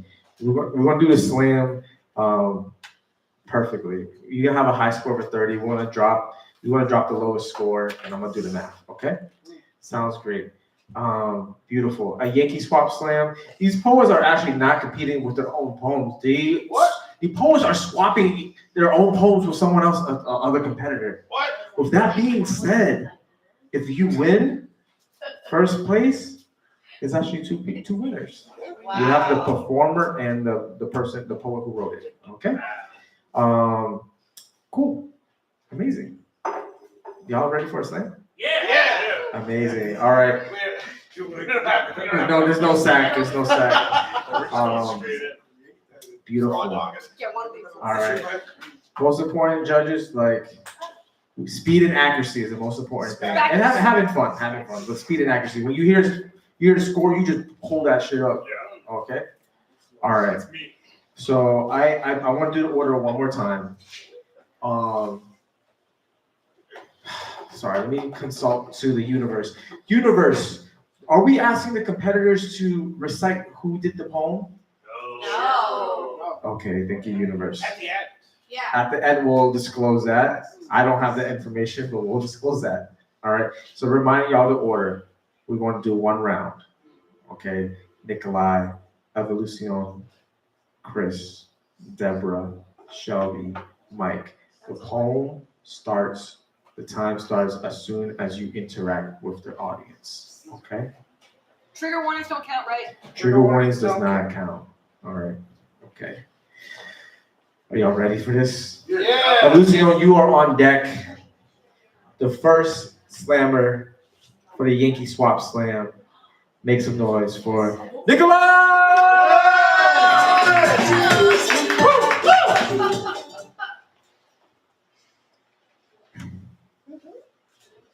It's here. Fuck it.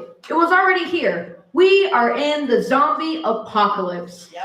I'm a Virgo and a planner, and as I scroll on my phone, I figure it all out for the doomsday event. Hear me out. We use the power of dance to unite everyone. Isn't that what their funny walks are supposed to be anyway? Aren't we all just trying to dance until the end of the world? If I'm going to go out, I want Kevin Bacon and Patrick Swayze to come out of the floorboards and pull me under. I want the zombies to take this baby out of the corner and lift me up and show me the time of my life.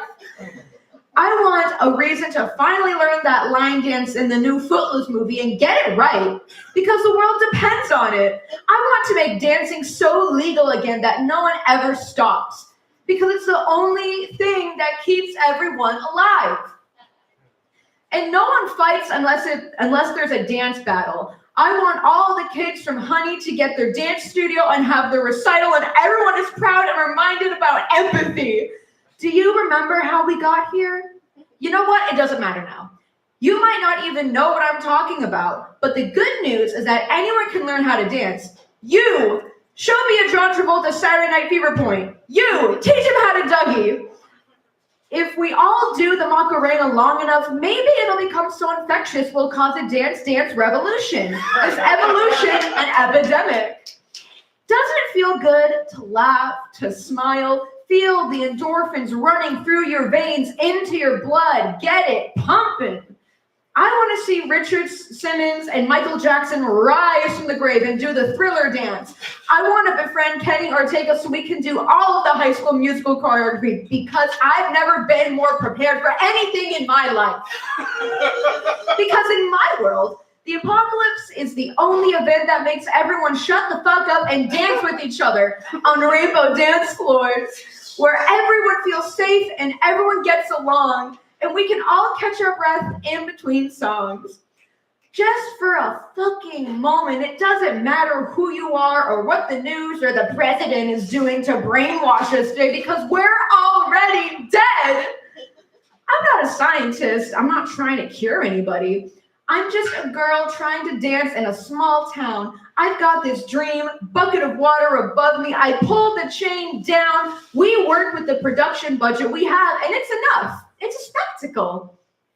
And we all dance together until our arms rot off and joints creak and crack, heels bruised and calloused from the pirouettes and point shoes, twerking and breaking, and whatever you bring to the party. This is a party at the end of the world, a celebration of whatever you're willing to bring, as the music blares and the speakers blow out and the world burns down. After all, if you're going to bleed out for art, we better enjoy it. Woo! Woo!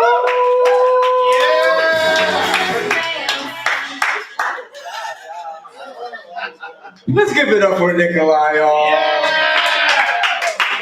All right, judges. When you have your score, just hold them up. Just hold them up. All right. This is the most time I will give you. I just want to remind y'all, these poets just got these poems earlier today, all right? So they're reading other people's poems. So I got one score. You have it, hold them up. I got two scores. I'm looking for my third score, my fourth score. Don't think about it too much. All right, I'm looking for my fourth score. Yep. All right. You guys want to hear a funny joke? No, I want to hear the scores. All right. Beautiful. Audience members, y'all know what to do. Starting off with a 7.7. Listen to the poet. I know we're going to start. People be doing anything. 7.8. Listen to the poet. Then we have an 8.1. Okay. And then a 9 even. Let's give it up for the poets and the poll. Fuck the scores. I'm talking to my audience who is also the competitors. Fuck the scores. All right, great. On deck. I'm going to give you the total score at the end because I can't do math that fast. But on deck we have Chris. But coming up, our second competitor. Please make some noise for Evolution!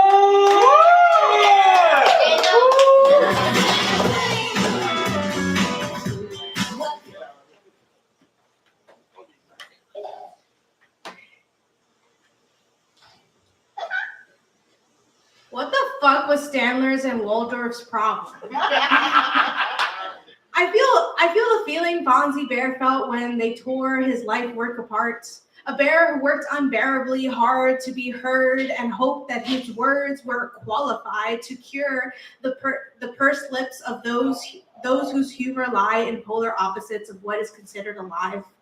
An artist after my own heart, who has a role in the show that plays his part, painting comedy art and only bored when those old men verbal darts. Gonzo's the Great would blow himself up and eat tires while singing Charleston Pie. just for fun, only to have his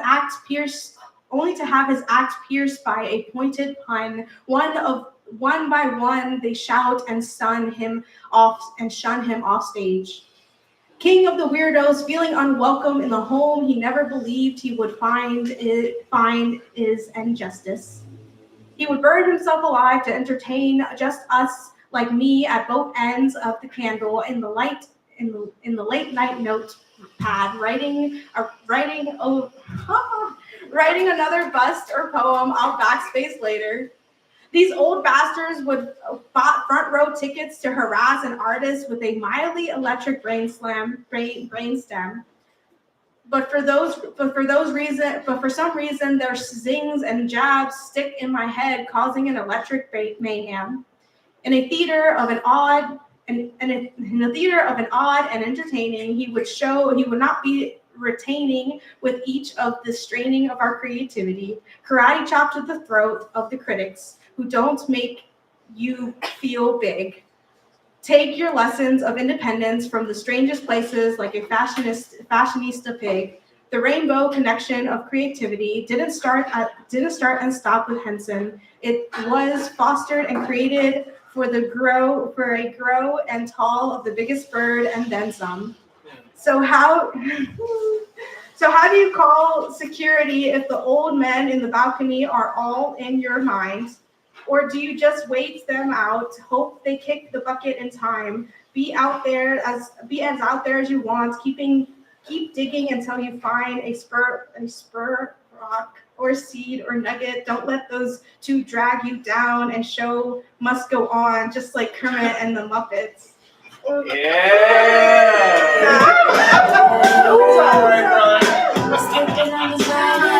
Shout out to Evolucion, working that poem.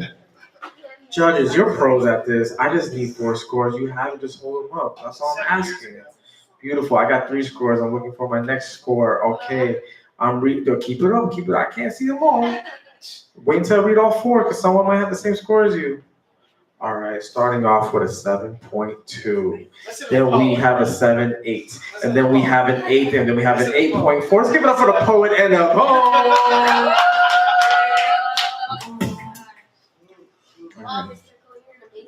Beautiful, beautiful. On deck, we have Deborah. Deborah, you're on deck. Please welcome up the next competitor. Third poet in the slam. Let's clap it up for Chris!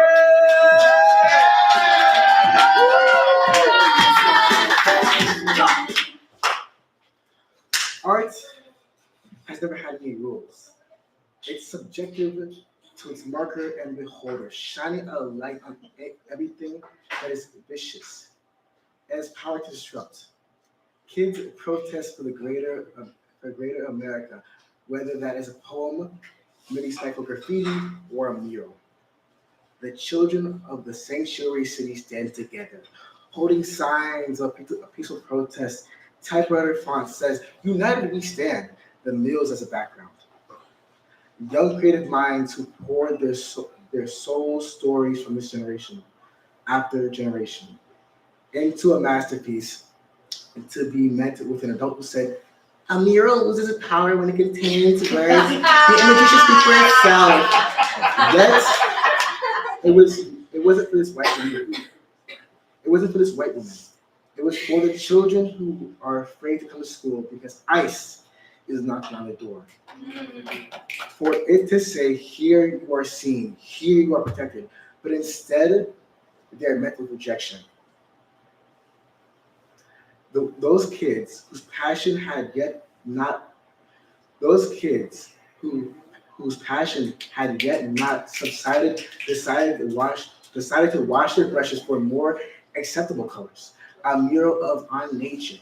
Its design made to be diluted with safety of the waterfalls of the Merrimack River. As they aren't being drowned in censorship, media silencing, no one knows what's really going on.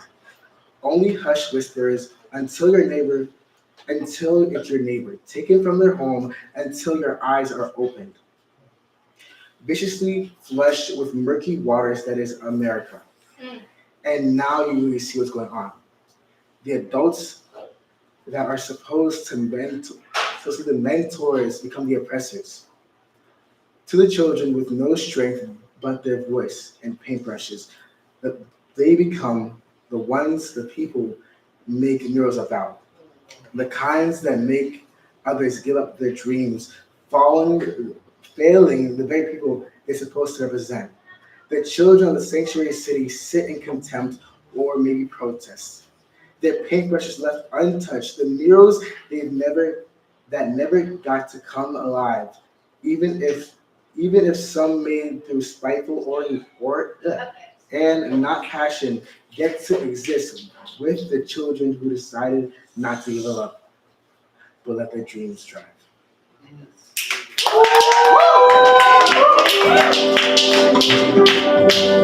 That's a homie Chris. That's a homie Chris doing a poem, not by Chris, y'all. Judges.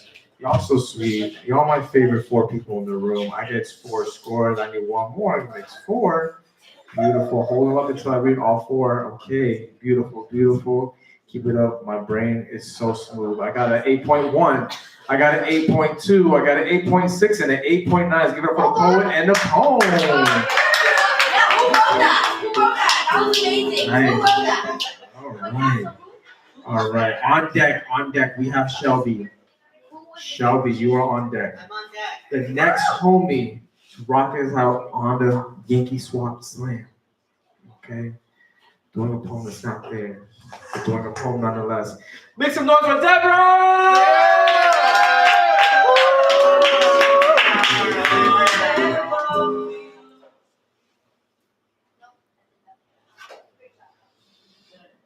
Not all is meant to be understood.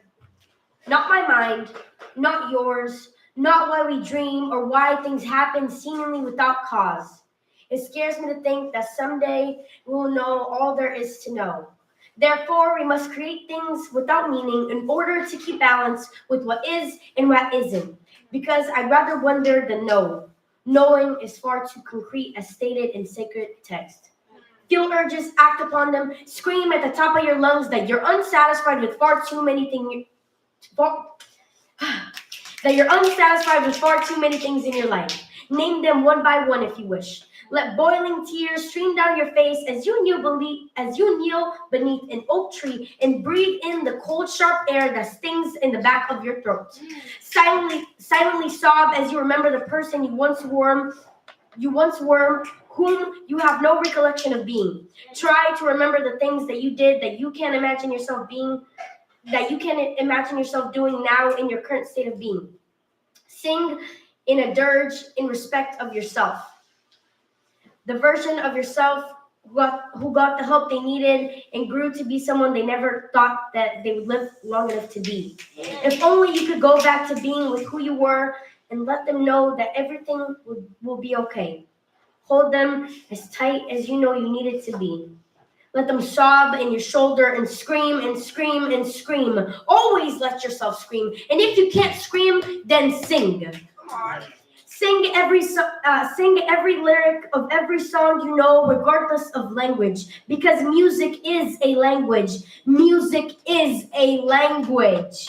I can whisper you in a plethora of foreign tongues and you will fail to understand me. But allow me to sing to you in one of those same tongues and be so bold as to tell me that you felt nothing.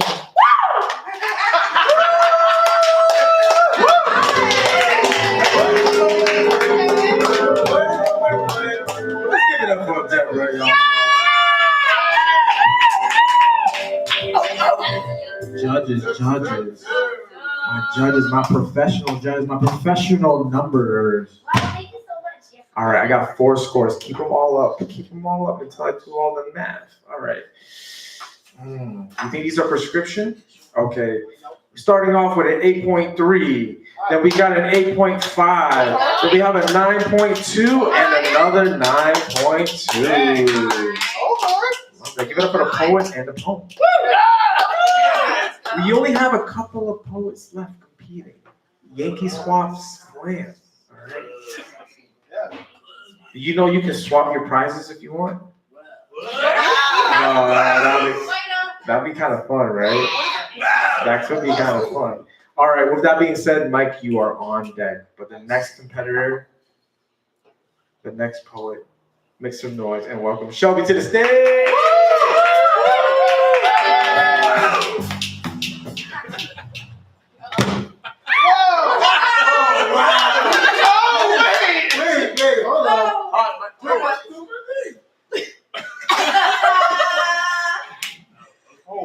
Does that count as using props? It's not.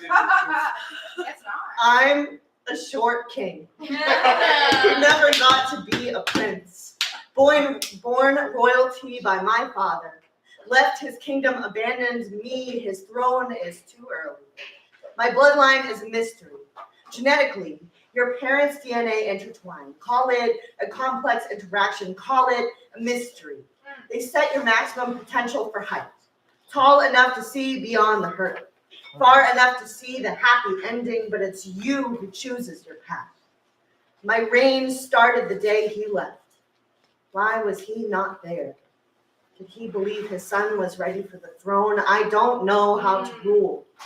I have subjects who need a king who will lead them on the right path, yet I don't know what path I'll lead. I am the first prince in a bloodline shrouded in mystery. I don't know if I can lead them forward. All I hear of him is his tall tales and his shortcomings. A character of fantasy, someone you see saving princesses and becoming a king, someone you want to see again and again. I have his nose, his eyes, and his voice. I am a reflection of what he left behind, a mistake he made. I have questions for him I'll never get to answer. Will I be a good king to my subjects? I have no precedent of the proper king, no wisdom on the man I want to be, but I will be the right king. I'll be the king whose name it will be carved into history. My subjects will forever remember a king who broke his future, set in stone. The reason my father wasn't in my life was because he wasn't needed. I had better father figures than he'll ever be. Those fathers were better than the one my bloodline could never give to me. I got it. Let's give it up for Shelby, y'all. We're getting theatrical up here. I got 3 scores. I'm looking for my 4th score and final score. Beautiful, beautiful. All right. Keep it angled so I can see, because okay, beautiful. Starting off with a 8.5. Then we have another 8.5. Then we have an 8.9. And then we have a 9.2. Give it up for the poet and the poem.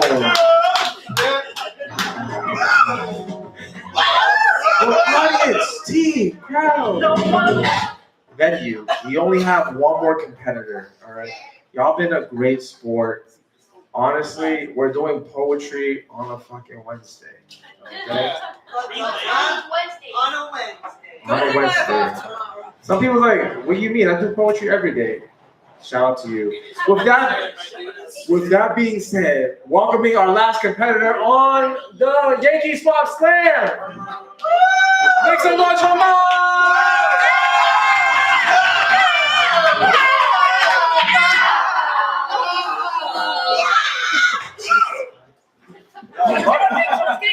There's no one else here, so thank goodness. There won't be now. It's like a family forward, like talking and they hear This is to my pop punk shows and my mosh pits. How the crowd surf taught me to riot when mainstream culture was otherwise known as pop rock.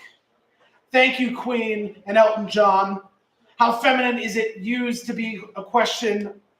How feminine it is used to be a question our government. It used to be to question our government. Good music comes in black fingernails and side bangs. Questioning fake tan lines and toupees is so hardcore. It's like when Pink said, "Dear Mr. President, I know we coach and surf and play only at house shows. We are homebodies, but pop punk is not dead. We are just sleeping in the floor because I'm getting too old for these late night shows. I'm just trying to headbang to the 7 La La's from A Day to Remember, but for some reason, this guy is trying to stage dive to this slow ass song. But it's because he knows I got him. Heavy metal that stops you from getting trampled, cradle your head, stand you up, and lead head out of the pit. Keeping people safe is so alternative. As in, it's not pop culture, as in, it's another's options, as in, pop rock saves lives. Maybe we need to take a rock and roll switch on the behavior of politics. Maybe we need to leave it all out on the table and just go bowling for soup. Maybe, my bad, I'm not even trying to get political. This is just the economy to go back up because fuck eggs. I need money for merch. Power to the people, especially those who freak out just a little bit when you ask them to go on the aux. But know every band in the graphic tee section. But I know every band in the graphic tee section at Marshall's. It's funny how art becomes popular when you strip it from context. Because let's not focus on all that. I'm just trying to make sure Warped Tour keeps coming back. Did you know Vans now has arch support? I told Green Day so they can make it out of the boulevard because Looking for Love is so Black Eyed Peas. What? I haven't stuck to one genre since they invited us out to music festivals. After all, aren't we all just equal?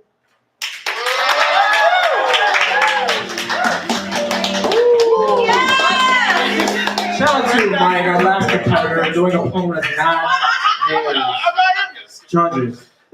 Judges, this is the last time I'm going to ask you to do numbers. You are instrumental in this lovely game we're playing. I need one more score.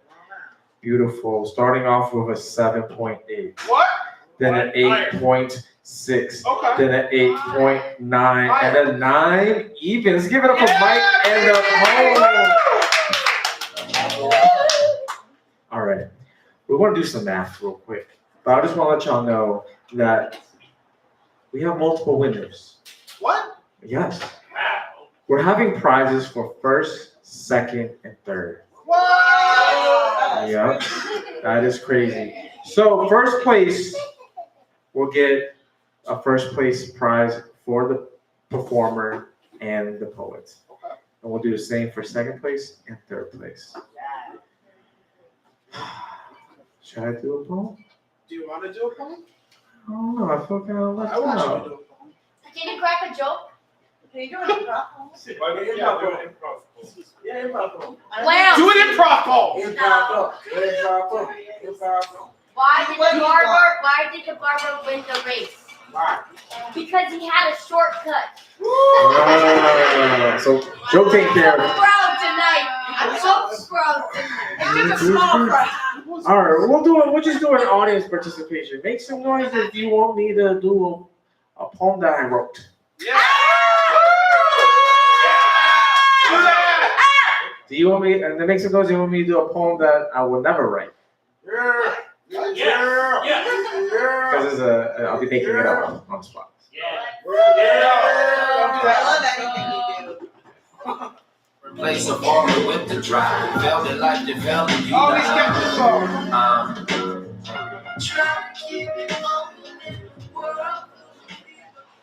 Damn, I wish I remember my stuff. I wish I remember the stuff. Oh shit. Oh, shit. No one text me. Can I call? No. Don't call. To the guy who tried to sucker punch me in my face at my best friend's party. Fuck you. A large part of me really wanted to kick your butt, but I don't owe that much to you. I just spent the past 4 hours trying to get everyone to dance in the living room by dancing in the living room. Time is now when tired has made a home out of my body and I just want to go home and knock out. I grab my friends by their hand, leave with only what we carry, but you call me by my name. This is the first time I've seen you tonight. To the guy who is driveway stranger, we played hangman with your eyes. I wanted to play too only because you took the time to sidewalk chalk my name onto your tongue. I told you, we never met at a party. You didn't answer me back. You just threw names at me like beer pong balls and asked me if I knew this girl. I knew who you was talking about, but I didn't want to give that much to you. So I guess with all the wrong vowels. To the guy who heavy fist punched fear into me. I saw the crook in your spine, the way you twist a cap off a bottle, the way your right shoulder dropped like what I imagined my tired body doing at home. Your right arm swung like a screen door trying to keep the mosquitoes from coming in. You bite your lip and I'm wrestling your limbs off me. Try to pry your hands off me, but how can you let go of something you want to break so badly? I must have broken you before this night. There must be something in your drink that reminded you of something broken. Something in your drink that gave you enough courage to dance 4 hours later, a few minutes before the party is over. To the guy who is the wrecking ball you bring home with you. My friends are picked up off the ground. My glasses are laying with them. I'm standing up like I will fight you. My hands aren't clenched because I wouldn't know why. You are held back like someone broke you and didn't want the pieces to fall into the driveway. I drove myself home, replayed the whole experience like an action flick on mute, try to dissect the choreography of a jealous man's rage. I stayed up for hours. I couldn't sleep. I guess my body didn't want me to knock out.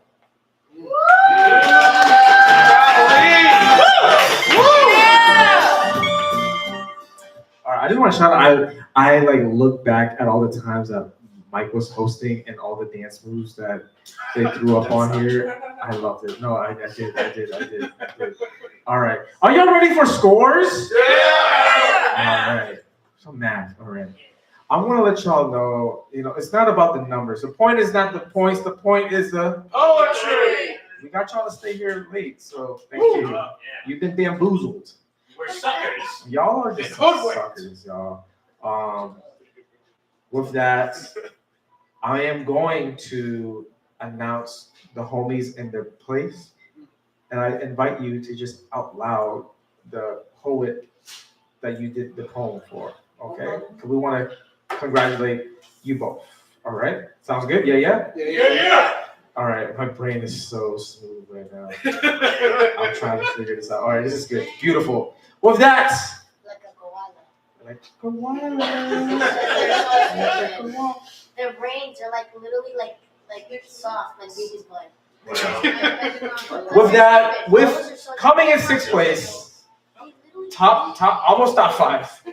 Almost top five. The only one that's not top five. I'm sorry, this is how it is. I'm sorry. With all fun. With a 24.2. There's also something called score creep, but I won't go into it. Evolution. Let's give it up for the poet. Whose poem did you have? What poet you have? Yeah. Shout out to Mike. Lovely. Coming in fifth place, which is top five. Are you doing it by who read it? I'm sorry, I missed that. Yes, I am. Okay. Yeah. With a score of a 24.9. Let's give it up for Nikolai! Nikolai, who poem? Yeah. I had Shelby's poem. Let's give it up for Shelby! Amazing. All right, and coming in fourth place. All right, top four. With a score of 25.7. Let's give it up for Chris! What did you have? Yeah. Give it up for Deborah! All right, y'all. Are you ready for the prizes section? The top three. the top 2 is coming up soon. Top 1. All right, y'all. Let's just say this is an early holiday gift or on-time holiday gift, whatever you're celebrating. Okay. All right. With that, in third place, put that shit in my pocket. With a score of 26.5, let's give it up for mine.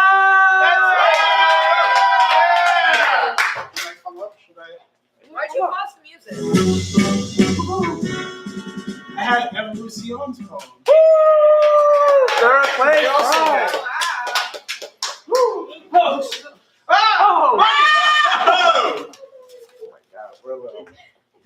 Thank you all so much for hanging out and going to help us clean up after. You're so sweet. With second place with a score of a 26.6. Shelby! I had Chris's poem.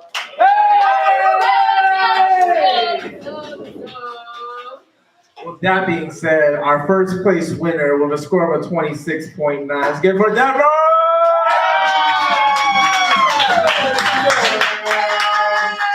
Want to get up there? No. For my video. Whose poem did you have?